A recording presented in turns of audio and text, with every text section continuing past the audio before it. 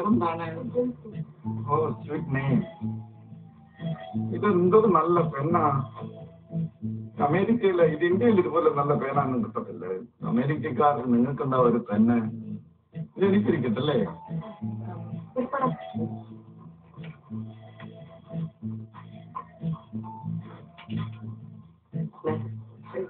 എന്തൊരു നല്ല ക്യാമറ.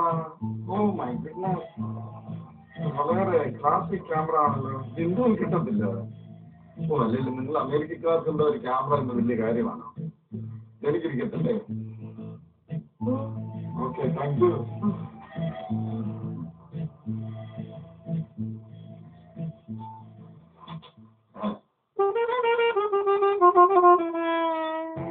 അപ്പൊ ഞങ്ങളൊരു 6 മണിക്ക് കൃത്യമായിട്ട് പരിപാടി തുടങ്ങാനാ പ്ലാൻ. അപ്പൊ സാറിന്റെ വക ഒരു നല്ല എന്തെങ്കിലും ഒരു കലാപരിപാടി ഉണ്ടെങ്കിൽ വളരെ നല്ലതായിരിക്കും. ഓ അതിനെന്താ, ഡോണ്ട് വറി. എന്നെ കാണാനാണല്ലോ ആൾക്കാരവിടെ ടിക്കറ്റ് എടുത്ത് കൂടിയിരിക്കുന്നത്. പിന്നെ അതിന്റെ കൂടെ ഞാൻ 2 പാട്ടും പാടാം. ഓ ഇത് മതി. പിന്നെ ഒരു കഥാപ്രസംഗവും ചെയ്യാൻ ടെക്സാസിൽ ചെയ്തതുപോലെ. എവിടെ ചെയ്യുന്നത്? ടെക്സാസില്. എന്റെ സ്റ്റേജിങ് അറേഞ്ച്മെന്റ്സ് ഒക്കെ എവിടെയാണ് ചെയ്തിരിക്കുന്നത്? അത് മുകളില് അപ്പത്തിന്റെ മുറിയിൽ നല്ല വൃത്തിയായിട്ട് എല്ലാം അറേഞ്ച് ചെയ്തിട്ടുണ്ട്. 5 സ്റ്റാർ വേണമെന്നാണല്ലോ ഞാൻ പറഞ്ഞിരുന്നത്. അല്ല സാറ് 5 സ്റ്റാർ ഇവിടെ അടുത്തുണ്ട്. പിന്നെ സാറ് നമ്മുടെ സ്വന്തം ആളായതുകൊണ്ട് വേറൊരു ഹോട്ടൽ റൂമിൽ കൊണ്ട് ആക്കണേ എങ്ങനെയാ? അതുകൊണ്ടാണ് ഞാൻ ഇവിടെ ഇതെല്ലാം അറേഞ്ച് ചെയ്തത്. പിന്നെ പോയിട്ട് നമുക്ക് ഫുഡിന്റെ കാര്യത്തിലൊക്കെ ഇവിടെ ആകുമ്പോൾ ഒരു നീക്കുമൊക്കെ ഉണ്ടാവില്ല. സാറിന് ഇഷ്ടമുള്ള ഫുഡൊക്കെ ഉണ്ടാക്കാമല്ലോ എന്ന് വിചാരിച്ചാ. ആഹാരത്തിന്റെ കാര്യം പറഞ്ഞപ്പോഴാണ് ഞാൻ ഓർത്തത്. ഞാൻ ആഹാരത്തിന്റെ കാര്യത്തിൽ വളരെ സ്ട്രിക്റ്റ് ആണ്. ആൾക്കാർക്ക് എന്റെ സൗന്ദര്യം മാത്രം ആസ്വദിച്ചാൽ മതി. പക്ഷെങ്കിൽ എന്റെ ആരോഗ്യവും സൗന്ദര്യവും ഞാൻ മെയിൻറ്റെയിൻ ചെയ്യാൻ എന്തുമാത്രം കഷ്ടപ്പെടുന്നുണ്ടെന്ന് അറിയാമോ? ഞാൻ എന്റെ ആഹാരത്തിന്റെ കാര്യങ്ങളൊക്കെ ഒന്ന് നോട്ട് ചെയ്തോ? എഴുതിക്കോളാം, പറഞ്ഞോ. രാവിലെ ബ്രേക്ക്ഫാസ്റ്റിന് ചായയുടെ കൂടെ ഒരു നാടൻ കോഴിയുടെ മുട്ട. അല്ല, ഇതിപ്പം നാടൻ കോഴിയുടെ മുട്ട എന്ന് പറയുമ്പോ അത് ഓർഗാനിക് വാങ്ങിച്ചാൽ മതി. സാധാരണ മുട്ടയൊക്കെ ഡബിൾ വിലയാവുന്നുള്ളൂ. പക്ഷെ നാടൻ കോഴി മുട്ടയിട്ട് അതേ ടേസ്റ്റാ. മേടിക്കാം. ബ്രേക്ക്ഫാസ്റ്റ് വലിയ കട്ടിയായിട്ടൊന്നും വേണ്ട. വല്ല ചിക്കൻ സ്റ്റൂവോ പുട്ടോ വല്ലതും മതി. പക്ഷെങ്കിൽ മാതള ജ്യൂസ് മസ്റ്റായിട്ട് വേണം. മാതള ജ്യൂസ് എന്ന് പറയുമ്പോ അത് ഷോപ്പായിട്ട് കിട്ടും. അതിലും ഓർഗാനിക് ഉണ്ട്. ഉച്ചയ്ക്കും രാത്രിയിലും എനിക്ക് പ്രത്യേകിച്ചൊന്നും വേണ്ട. നിങ്ങൾ കഴിക്കുന്നത് എന്തെങ്കിലുമൊക്കെ മതി. ചിക്കൻ ടിക്ക മസാലയോ ബട്ടർ ചിക്കനോ. പക്ഷെങ്കിൽ വൈകിട്ട് എനിക്ക് മട്ടൺ സ്റ്റൂ അത്യാവശ്യമാണ്. പിന്നെ കിടക്കുന്നതിന് മുമ്പേ എഴുതിക്കോ. ഓ ജ്യൂസ് ഇതങ്ങനെ കഴിച്ചു നോക്ക്.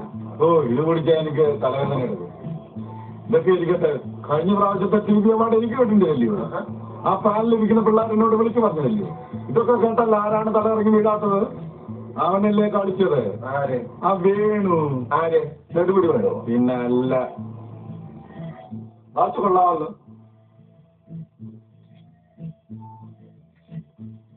മലയാളം മൂവി ഇൻഡസ്ട്രി മുഴുവനും പാരയല്ലേ.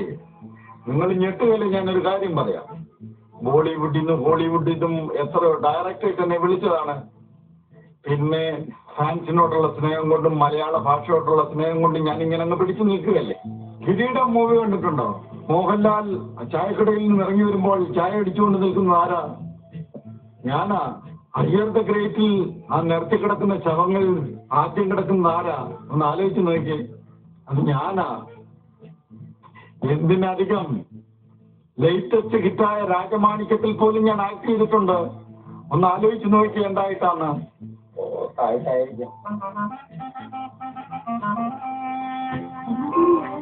ഇപ്പൊ ഇറങ്ങിയാലേ അവിടെ സമയത്തിന് ചെല്ലത്തുള്ളൂ. ശനി 3 പ്രാവശ്യം വിളിച്ചു കഴിഞ്ഞു. ആൾക്കാരെല്ലാം അവിടെ വന്ന് വേറെ വിളിച്ചു വന്നു. തുറന്നുവാണോ? ചേട്ടാ, വർക്കി ചേട്ടാ.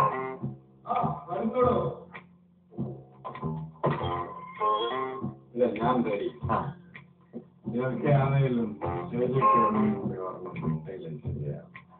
അത് കുഴപ്പമില്ല. ഒന്നൊന്നുമല്ല, കുളമാകുന്ന എനിക്ക് തോന്നുന്നു. നീ ഈ സർവേക്കല്ലേ ഊന്തി കയറിയിരിക്കണോ? ഇരിക്കാതെ എന്തെങ്കിലും ഒന്ന് പറ. എന്തിന്? വെളുക്കാൻ തേച്ചത് പാട്ടായെന്ന് പറഞ്ഞാ പോരെ.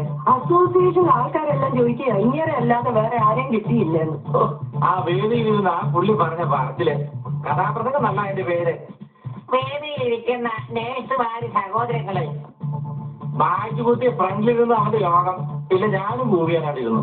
അത് സ്റ്റേജിൽ നിന്ന് താഴോട്ട് നോക്കിയപ്പോഴാ ആ ലിസിയുടെ ആ പ്രായമുള്ള അമ്മച്ചിയില്ലേ, പുള്ളിക്കാർക്ക് പോലും അവിടെ ഇരുന്ന് കൂവുന്നു.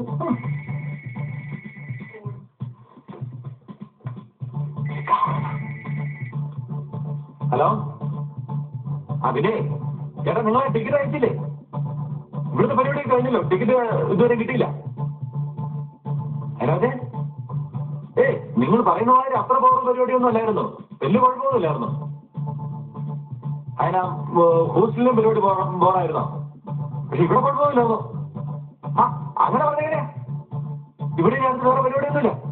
ഞങ്ങൾക്ക് വേണ്ട, നിങ്ങൾ കൊണ്ടുപോകും. ഇന്നിപ്പോ തിങ്കളാഴ്ചയായി. ഒരു കാര്യം ചെയ്യാം, പ്ലെയിൻ ടിക്കറ്റില്ല വേണ്ട, ഞാൻ ഏതെങ്കിലും ബസ്സെ കയറ്റി വിട്ടേക്കാം. നിങ്ങൾ അവിടുന്ന് ഒന്ന് പിക്ക് ചെയ്താൽ മതി കേട്ടോ. ഹലോ ഹലോ ഹലോ, ആ കൺവെൻഷൻകാരാ, അവർക്ക് ഇങ്ങനെ വേണ്ടെന്ന് ഇവിടെ നടന്ന പരിപാടിയെ കുറിച്ച് അവർ കേട്ടു. ഹോസ്റ്റലിൽ ഇങ്ങനെ തന്നെ അലമ്പ് പരിപാടിയാണെന്നാ പറഞ്ഞേ. ഇനിയിപ്പോ എന്ത് ചെയ്യും? എന്നാ ചെയ്യാനാ, ഒരാഴ്ച കൂടി ഇങ്ങനെ ചുവന്നേ പറ്റുള്ളൂ. ഒരാഴ്ച കൂടോ? കഴിഞ്ഞ 3 ദിവസമായിട്ട് ഞാൻ അടുക്കളയിൽ നിന്ന് ഇറങ്ങിയിട്ടില്ല. രാവിലെ തുടങ്ങും ബുൾസായി തൊട്ട് 6 കൂട്ടം ഇല്ലാതെ ചോറ് ഇറങ്ങത്തില്ല പോലും. ഓരോ നിർത്ത് തലയിൽ വെക്കുമ്പോൾ ആലോചിക്കണം. ഞാൻ നിന്നോട് ഇതൊക്കെ നേരത്തെ പറഞ്ഞല്ലേ. എന്തോ പറഞ്ഞെന്നാ? എന്റെ അയൽക്കാരനാ, ഞാൻ വിളിച്ചാൽ ഉടനെ ഓടി വരുമെന്ന് പറഞ്ഞല്ലേ, അതുപോലെ അങ്ങോട്ട് ഓടിച്ചു വിടും. ഓടി എത്തുമെന്ന് പറഞ്ഞ പോലെ ഓടി വന്നില്ലേ, ഇനി ഓടിച്ച് വിടാൻ ചേട്ടാ കോഴിയോ വെച്ചാണോ? ജോർജ് ആണ്ട് തീറ്റ പണ്ടാനും വിളിക്കുന്നു. തീറ്റയിൽ ഇവൻ ഗിരിഗിരിയുടെ അപ്പനാണെന്നായിരിക്കും തോന്നുന്നു. കൊണ്ടാകും. ആ ജോർജ് കുറച്ചുകൂടി ഇട്ടോ. ആ നമ്പർ പോലെ ചെറുക്കനെ ആ ഡയറക്ടറിനെ വിളിച്ച് ചോദിക്കുക, വർക്കിതാർ അമേരിക്കയിലൊക്കെ മുങ്ങിക്കളയരുതെന്ന്. ഞാനപ്പോ അവരോട് പറഞ്ഞു, എടാ ഞാൻ മുങ്ങുകയാണെങ്കിൽ നിന്നോട് കുറച്ച് കാശും മേടിച്ചോണ്ട് മുങ്ങത്തുള്ളെന്ന്. മട്ടനില്ലേ? മട്ടൻ കിട്ടിയില്ല.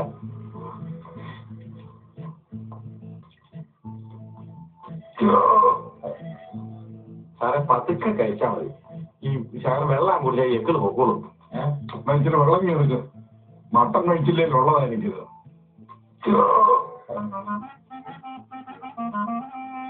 അവൻ കഴിച്ചില്ല, എക്കള് വരും. നല്ല പ്രായത്തിൽ മട്ടൻ പോയിട്ടൊരു മുട്ട ഇവൻ കഴിച്ചിട്ടില്ല. ആ പാക്കരൻ ചേട്ടന്റെ ചായക്കടയുടെ തിണ്ണലിരുന്ന് കടുങ്കാപ്പിയും പപ്പടവടയും കഴിക്കണം ഞാൻ ഇപ്പോഴും ഓർക്കുന്നുണ്ട്. അവനിപ്പോ മാതള ജ്യൂസ് ഇല്ലെങ്കിൽ ഉറക്കം വരികയല്ല. പണ്ടാരോ പറഞ്ഞത് ശരിയാ. ഈ സൂപ്പർ സ്റ്റാർസിനെയൊക്കെ നമ്മൾ അടുത്തറിയുമ്പം നമുക്ക് അവരെ കുറിച്ചുള്ള എല്ലാ അഭിപ്രായം പോകും. പിന്നെ നിന്റെ ഒരു സൂപ്പർ സ്റ്റാർ ലോറിക്കടി തവള പോലെ കമന്ന് കിടപ്പുണ്ടാ ബെഡേല്. ഞാൻ ഇപ്പൊ നോക്കിയുള്ളൂ. 1-2 സീരിയലിൽ അഭിനയിച്ചു, അവനിപ്പോ സൂപ്പർ സ്റ്റാർ. എന്തിനാ പറയുന്നേ? നിന്നെ പോലുള്ള കൊച്ചന്മാരല്ലേ ഇവനെ പോലുള്ളവരെ എഴുന്നള്ളിച്ചോണ്ട് വരുന്നേ. ചേട്ടാ, ഞങ്ങളുടെ പരിപാടിക്ക് ഒരു ചീഫ് ഗസ്റ്റിനെ വേണമായിരുന്നു. അതിന് ഇവിടെ ഉള്ള ഒരാളെ ഉപയോഗിച്ചു. അതിപ്പം നമുക്ക് ഭാര്യമായി. ഏതായാലും അച്ഛൻ കിടന്ന് ഉറങ്ങാൻ നോക്കാം. നാളെ രാവിലെ ബുൾസായി തൊട്ട് തുടങ്ങാനുള്ളതാ. കഴിഞ്ഞ ആഴ്ച അപ്പത്തിന്റെ ഗ്യാസ് കാരണം ഒട്ടും ഉറങ്ങാൻ പറ്റിയിട്ടില്ല. ഇന്നേലും ഇച്ചിരി നേരത്തെ ഉറങ്ങാൻ നോക്കാം.